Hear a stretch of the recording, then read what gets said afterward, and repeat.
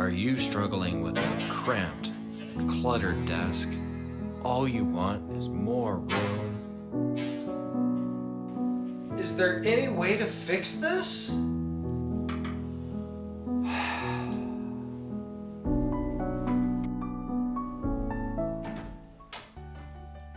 Are you having desk problems? Yes, I need a bigger desk. I don't have enough room. I can fix that for you. Come with me and I'll show you how. All right.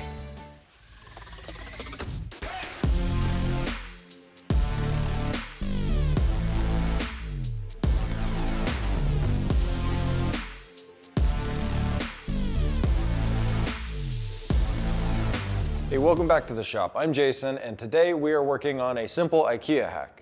What I am looking to do is give my desk some adjustability. I want it to go up and down, and I would like more space. My current desk is about 55 by 23, and at Ikea, their largest desk is 63 by 31, or largest desk top that's rectangular. What I'm gonna do is I wanna fill out the space that I have available with this 4x8 sheet of melamine. And we'll be cutting it down to about 74 inches by 31 or 32 inches deep, and then wrapping it and seeing if we can attach it in the same manner that you would the normal Ikea top to our Trotten adjustable frame. Let's go ahead and build ourselves a desk. To start, we need to address a couple of issues. Melamine is just particle board, and particle board chips really easy. So in an effort to get the cleanest cut possible, let's go over a couple of things about how this cut works.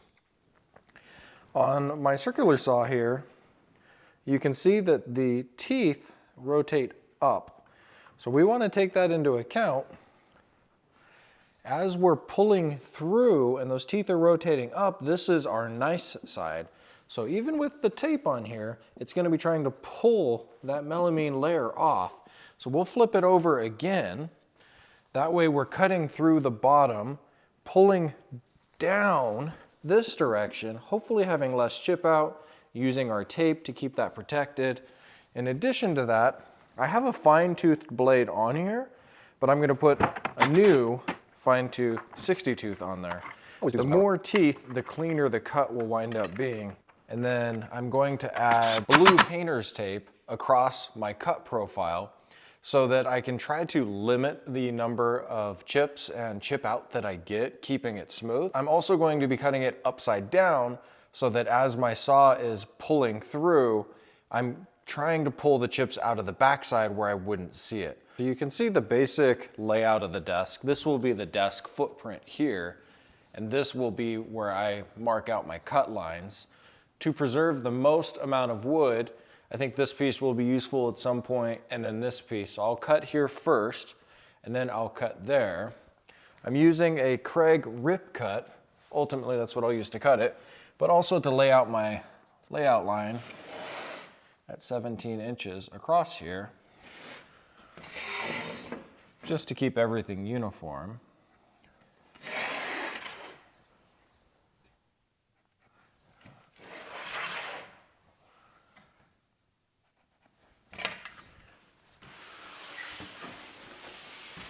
What I'm using here is a piece of foam insulation board. It's good, cheap insurance not to cut your floor, and also to give you a nice, stable place to lay large sheet goods down.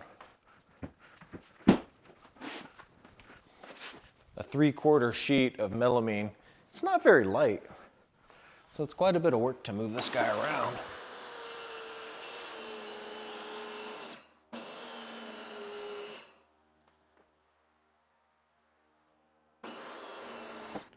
All right, after 3 minutes of cutting and 20 minutes of cleaning, that doesn't look so bad.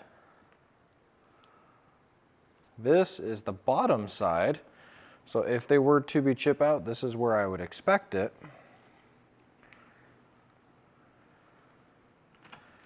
And here would be a factory edge, which has a little bit on it anyhow.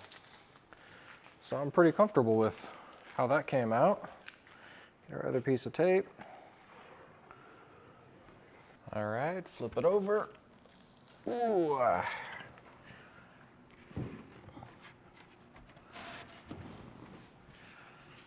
It's still not light.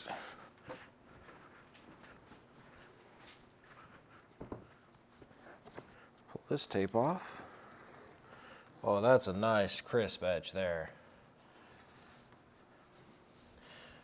I'll save that so you can see it up close. That'll be our front edge of the desk for sure. Look at just how crisp that turned out.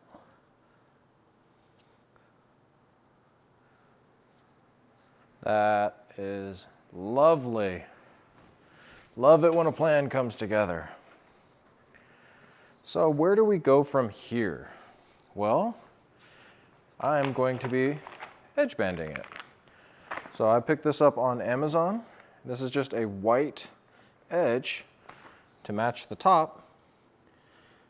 And it's a glue-on. We'll just use an iron. Now we got to go find an iron. Don't tell my wife, but I know where it is.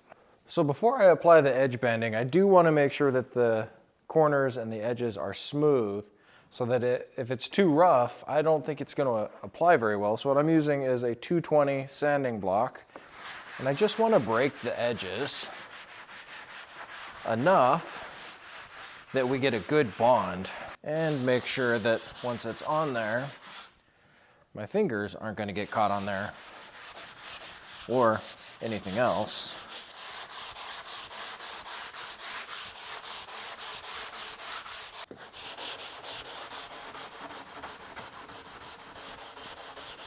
The edge banding needs to warm up. It doesn't warm up.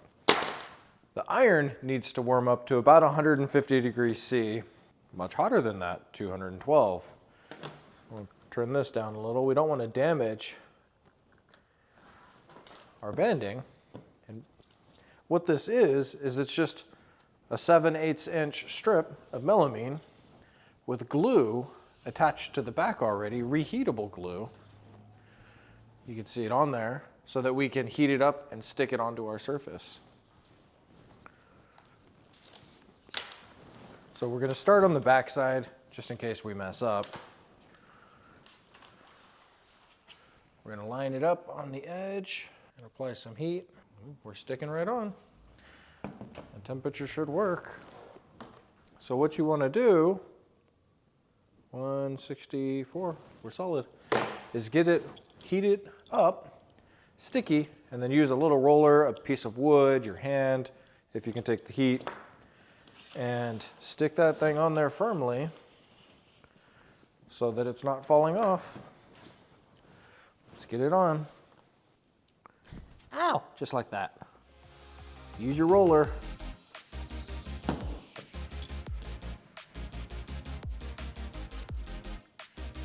we go.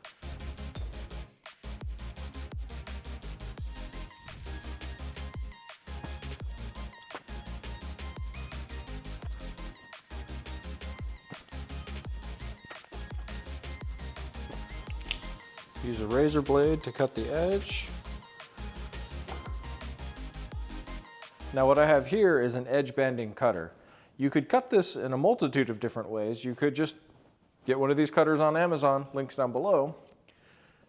Use a razor blade if you're really careful, or you could file the edge to try to get it smooth. We'll see how well this guy does. Edges, flatten out, fine cut.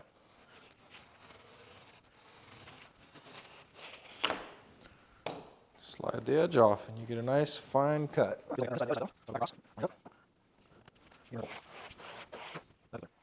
See our little pieces that came off. I'll get the rest of this all put together, and then we'll put together the base and keep moving.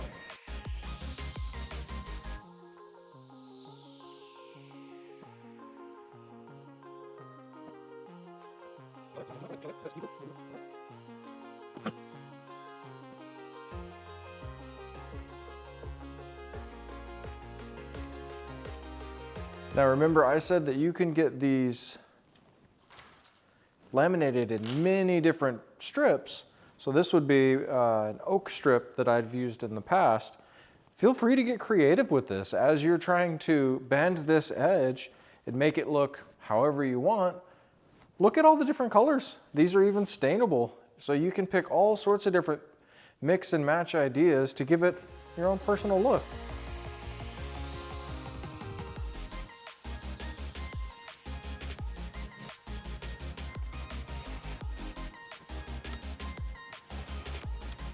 To really try to get a smooth edge, I'm beveling these corners so that everything wraps around nicely. Nothing's going to get caught.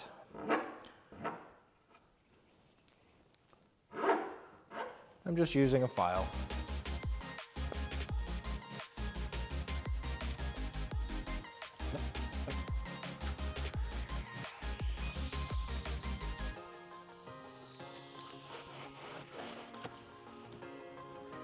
Now that we have that all banded and edged up nicely, let's mark which side is the front, because we're going to flip this over, drill all our holes for the base, or the adjustable base, and we don't want to lose track of which direction is which. I can get distracted, and I've done that in the past. So by marking it, I'll mark that this is the top and arrow to the front. Then once it's over, I'll mark the bottom side, and I'll know where everything goes, hopefully.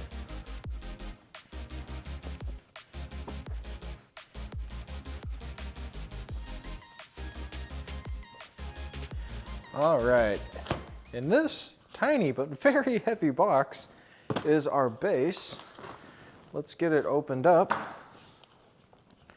and see what it's going to take to put together. There we go.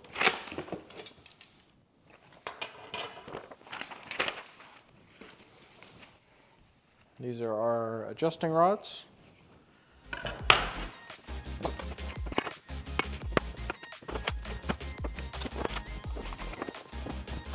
Those aren't directions. These are. Let's read the directions. Uh-oh. It says I can't do it by myself. I need a partner. Shucks. That all makes sense. All right. Yep. All right. Maybe let's do the YouTube trick. And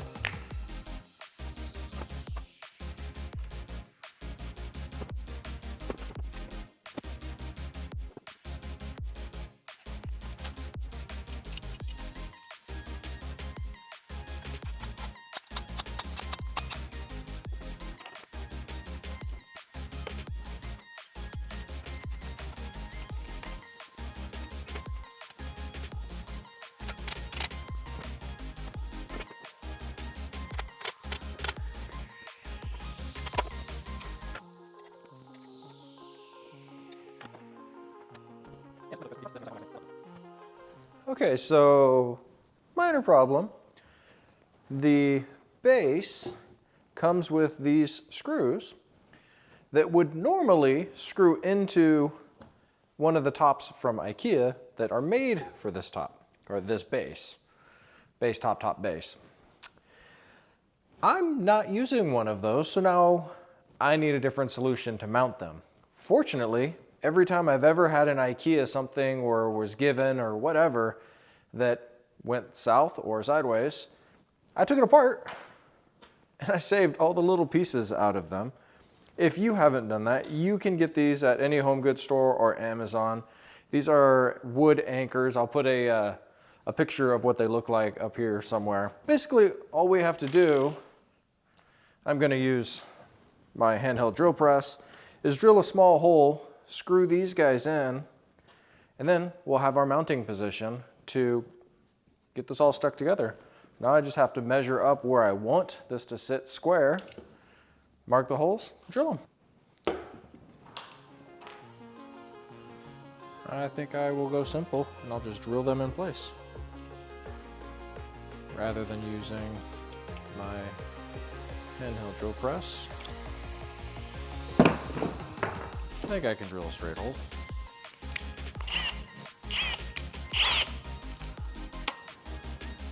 Maybe. Ooh, does it fit? Nope. That, the drill bit I need for these are 0.30 at their narrowest point, doesn't fit in here. So I'll have to mark them, drill them, and move it. Okay, that out of the way. I marked my drill bit with some tape. Don't drill past the tape.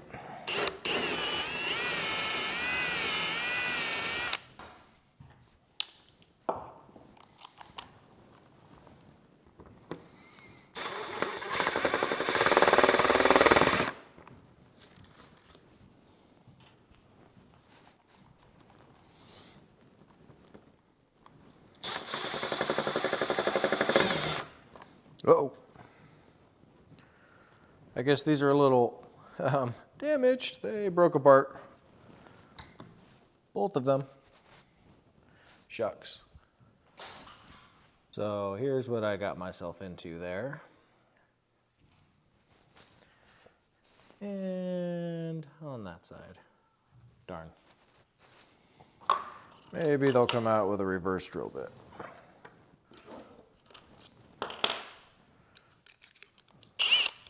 This is a good reminder, things don't always go the way that you thought they were. Oh, that worked. So a reverse drill bit, the flutes are drilled backwards, so they're pulling the other direction. There we go, came right out. And let's start over round 2. For round 2, we'll try using a drill rather than an impact.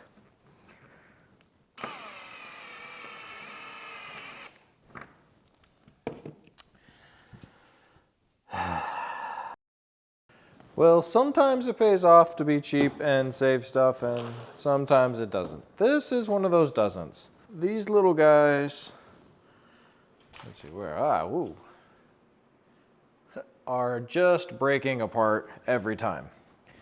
So instead of using those, I have another kit that I've used in the past. These are much larger. So these are nuts that you can screw into the wood, and they're much stronger.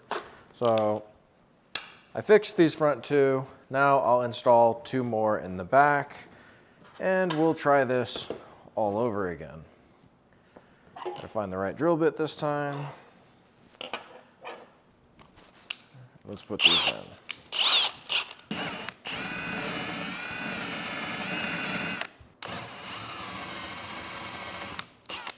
As I'm installing these, I'm putting a little bit of wood glue on them just to help them slide in and hopefully have less breakage or breakout than I had on the other side.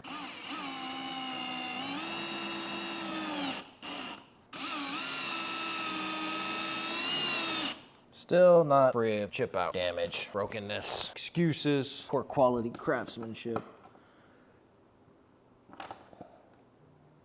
On the plus side, all the holes lined up, so that's good. I need to get the handle installed. Make sure that it'll come out far enough to still rotate, right there, so I can clamp it down. I've already lined up the little holder piece to go right here.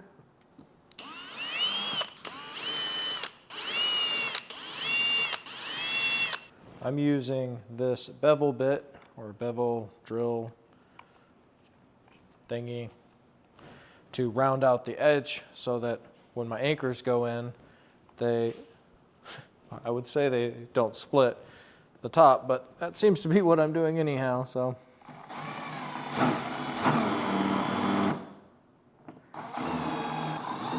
Because I can't help myself, I'm gonna see if any of these guys will go in.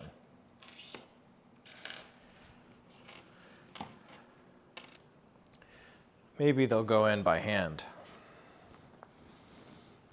If I could be so lucky.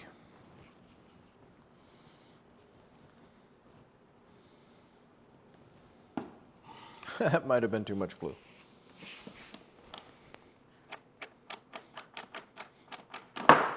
Oh, man. All right, hold on. Here's the rest of them. They're going in the trash. Note to self, one-time use. They're just a one-time use. Don't try to use them 3 or 4 times. You're just gonna be mad. Now we gotta drill out another one of these guys.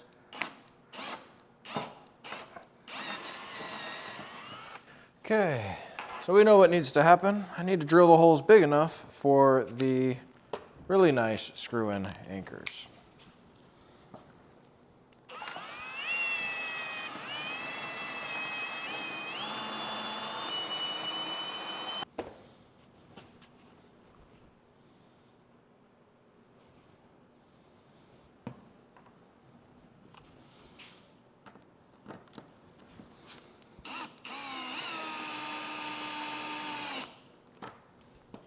That's what it's supposed to look like. That's why I should have done that in the first place. Don't be like Jason. Don't be cheap. Just get the nice parts.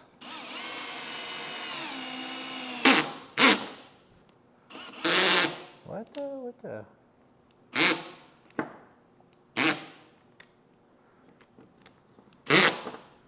Did my drill just die on me?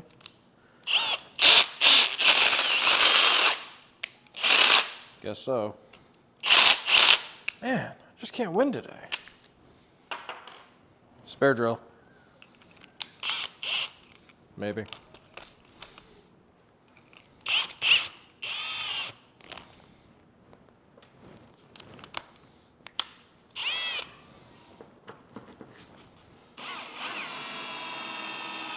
You know what would be funny but not funny is if I did all this work and then flipped it over and at some point through here I damaged the front side, the pretty side. I'm really hoping that's not the case. Oh boy. All right, I'm gonna be honest. This project was not going well. I thought I had the right hardware. I was not prepared. Rather than pretending that everything worked out perfectly, it didn't. I thought I had 1/4-20 screws that would fit. I didn't. So I had to lop off the edge of some that were too long. But here we are. Keep it in my head. And everything is finally going together.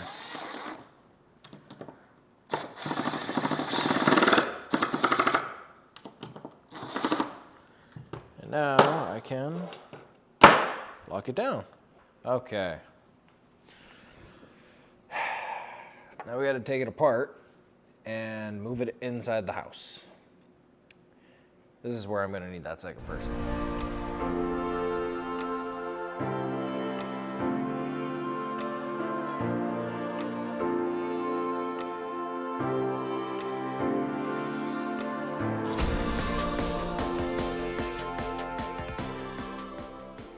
Well, as expected, this is a giant desk, as compared to my last one at least. But unfortunately, my worst fear, it did actually come true, and I damaged the tabletop. For now, I'm gonna use it, but let me show you what we have going on here. So one of my concerns that I voiced while putting this together was that this might happen. Had a little star. Either the nut insert or the bolt pushed through the other side. I didn't shorten it. Let's see, there's one there and one there. They're barely noticeable unless you look for them, but they are there. So what does this mean? This means that you should probably watch one of my other videos while I figure out a solution to this problem, which will likely be building a custom top out of another wood or something of that nature, a little bit thicker, give me more room to work. If you do it correctly and you don't poke through the top, you have the opportunity to have a giant desk space for relatively cheap. A sheet of melamine was only $48, or I'll put the price in the description. But all told, I'm under $300 for all of this. and it's a much larger version of what I could have bought at Ikea.